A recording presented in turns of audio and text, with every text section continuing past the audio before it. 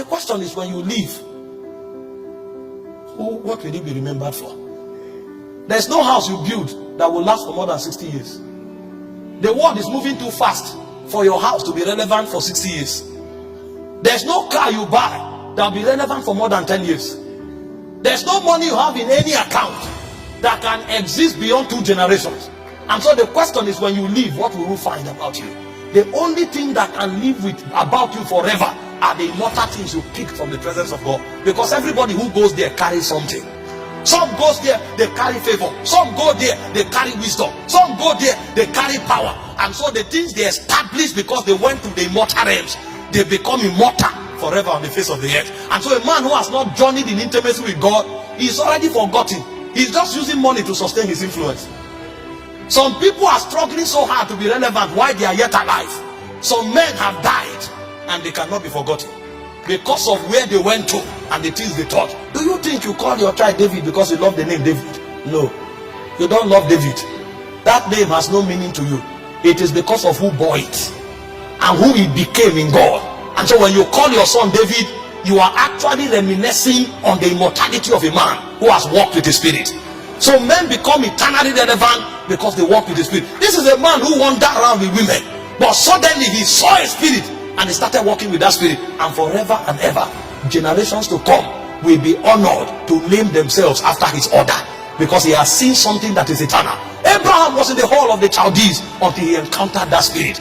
And when he met that spirit, forever and ever, you and I became the children of Abraham. Somebody may be making 1 million a month, 10 million a month, 20 million a month, and he said, I am doing well.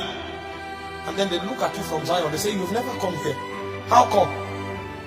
How come we've never seen you?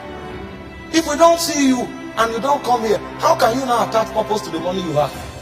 The money you have will now become the basis of your condemnation. Because when you go to where they whisper to the souls of men, they will tell you it is not about the money, it's about the purpose of that money. And you can never have an understanding of that purpose with your brain. It will be shown to you. And so the first true benefit of prayer is that in prayer, men are invited to walk with God. This is why the patriarchs of old exalted prayer, because they knew that outside of God they were nothing. And because they now know God forever and ever, their names will never be forgotten. Did you not read about Elijah? Elijah had to be invited to the earth 4 times. God said, no, you have known the glory too much for us to let you go. So you will not die.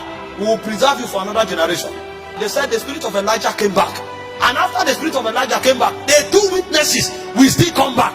A man becomes immortal like God because he has walked too close with God for a world to forget him.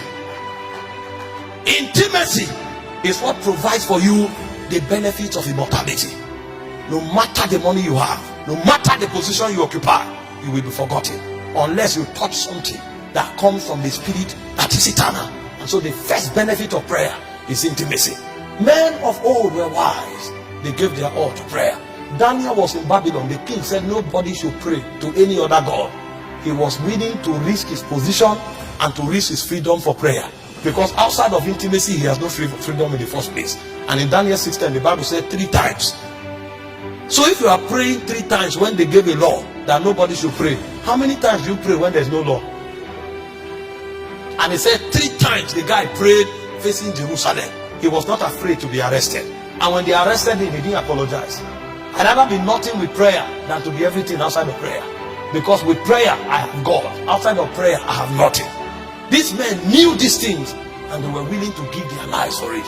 And so the first benefit of prayer is a walk with God. And the reason is simple. Your walk with God makes you immortal. Every other thing you touch will ebb away with time.